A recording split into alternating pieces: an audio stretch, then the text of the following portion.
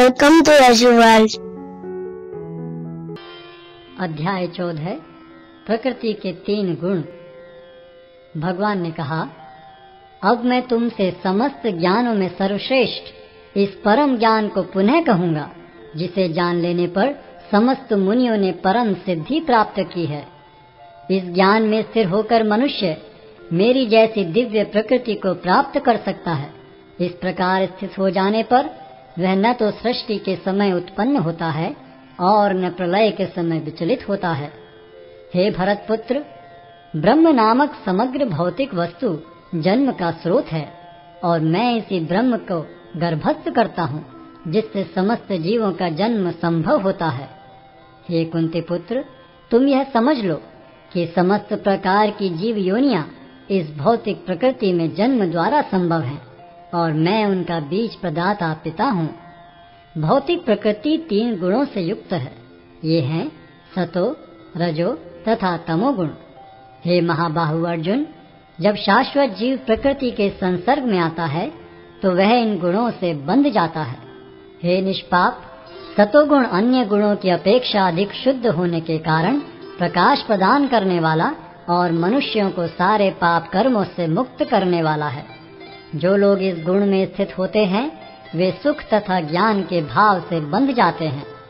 हे कुंती पुत्र, रजोगुण की उत्पत्ति असीम आकांक्षाओं तथा तृष्णाओं से होती है और इसी के कारण से यह देहधारी जीव सकाम कर्मों से बंध जाता है।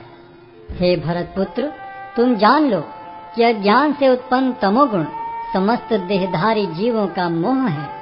इस गुण के प्रतिफल पागलपन, आलस तथा नींद है, जो बद्ध जीव को बांधते हैं। हे भरतपुत्र, सतोगुण मनुष्य को सुख से बांधता है, रजोगुण सकाम कर्म से बांधता है और तमोगुण मनुष्य के ज्ञान को ढककर उसे पागलपन से बांधता है। हे भरतपुत्र, कभी कभी सतोगुण रजोगुण तथा तमोगुण को परास्त करके प्रधान बन जाता है, तो कभी रजोगुण सतोगुण तथा तमोगुणों को परास्त कर देता है और कभी ऐसा होता है कि तमोगुण सतो तथा रजोगुणों को परास्त कर देता है। इस प्रकार श्रेष्ठता के लिए निरंतर स्पर्धा चलती रहती है। सतोगुण की अभिव्यक्ति को तभी अनुभव किया जा सकता है जब शरीर के सारे द्वार ज्ञान के प्रकाश से प्रकाशित होते हैं। हे भरतवंशियों में प्रमुख, जब रजोगुण में वृद्धि हो जाती है तो अत्यधिक आसक्ति, सकाम कर्म, गहन उद्यम तथा अनियंत्रित इच्छा एवं लालसा के लक्षण प्रकट होते हैं। जब तमोगुण में वृद्धि हो जाती है तो हे कुरुपुत्र, अंधेरा, जड़ता, प्रमत्तता तथा मोह का प्राकट्य होता है। जब कोई सतोगुण में मरता है तो उसे महर्षियों के विशुद्ध उच्चतर लोकों की प्राप्ति होती है। जब कोई रजोगुण में मरता है तो वह सकाम कर्मियों के बीच में जन्म ग्रहण करता है और जब कोई तमोगुण में मरता है तो वह पशु योनि में जन्म धारण करता है। पुण्य कर्म का फल शुद्ध होता है और सात्विक कहलाता है, लेकिन रजोगुण में संपन्न कर्म का फल दुख होता है और तमोगुण में किए गए कर्म मूर्खता में प्रतिफलित होते हैं। सतोगुण से वास्तविक ज्ञान उत्पन्न होता है, रजोगुण से लोभ उत्पन्न होता है और तमोगुण से अज्ञान, प्रमाद और मोह उत्पन्न होते हैं।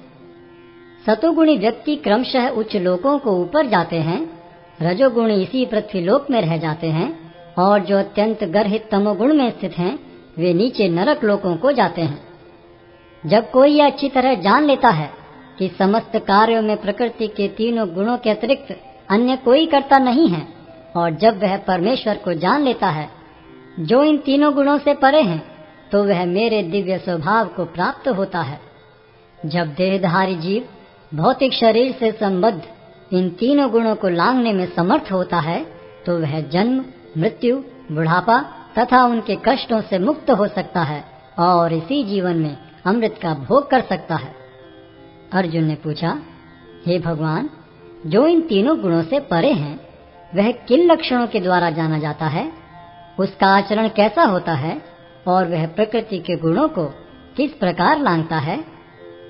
भगवान ने कहा, हे पांडुपुत्र, जो प्रकाश, आसक्ति तथा मोह के उपस्थित होने पर न तो उनसे घृणा करता है और न लुप्त हो जाने पर उनकी इच्छा करता है, जो भौतिक गुणों की इन समस्त प्रतिक्रियाओं से निश्चल तथा विचलित रहता है और यह जानकर कि केवल गुण ही क्रियाशील हैं, उदासीन तथा दिव्य बना रहता है, जो अपने आप में स्थित है और सुख तथा दुख को एक समान मानता है, जो मिट्टी के ढेले, पत्थर एवं स्वर्ण के टुकड़े को समान दृष्टि से देखता है, जो अनुकूल तथा प्रतिकूल के प्रति समान बना रहता है, जो धीर है और प्रशंसा तथा बुराई, मान तथा अपमान में समान भाव से रहता है, जो शत्रु तथा मित्र के साथ समान व्यवहार करता है और जिसने सारे भौतिक कार्यों का परित्याग कर दिया है, ऐसे व्यक्ति को प्रकृति के गुणों से अतीत कहते हैं। जो समस्त परिस्थितियों में अविचलित भाव से पूर्ण भक्ति में प्रवृत्त होता है, वह तुरंत ही प्रकृति के गुणों को लांघ जाता है और इस प्रकार ब्रह्म के स्तर तक पहुंच जाता है। और मैं ही उस निराकार ब्रह्म का आश्रय हूँ, जो अमर्त्य, अविनाशी तथा शाश्वत है और चरम सुख का स्वाभाविक पद है। Yashu World. Please like, share, comment and subscribe.